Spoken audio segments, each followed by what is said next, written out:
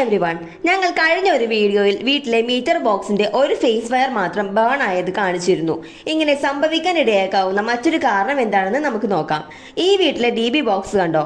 ഇവിടെ കാണുന്ന ചുവപ്പ് നിറത്തിലെ 3 സ്വിച്ചുകൾ കണ്ടോ? ഇത് 63 ആംപ്സ് ഐസൊലേറ്റർ ആണ്.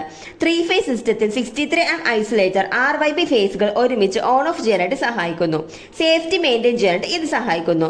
ഇവിടെ എല്ലാ സ്വിച്ചുകളും ഒരു ഡയറക്ഷനിലേക്ക് ഇട്ടിരിക്കുന്നത് കൊണ്ട് എല്ലാ ലോഡും കൂടി ആ ഒരു ഫേസിലേക്ക് പോവുകയും ഓവർലോഡ് ആയി വയർ ബേൺ ആവുകയും ചെയ്തത്. സോ നമ്മൾ എപ്പോഴും റോട്ടറി സ്വിച്ച് എപ്പോഴും ഒരേ ഡയറക്ഷനിൽ ഇടാതെ ഇതുപോലെ 1, 2, 3 എന്നിങ്ങനെ 3 ഫേസുകളിലായി വരുന്ന ലോഡ് ഡിസ്ട്രിബ്യൂട്ട് ചെയ്ത് കൊടുക്കണം.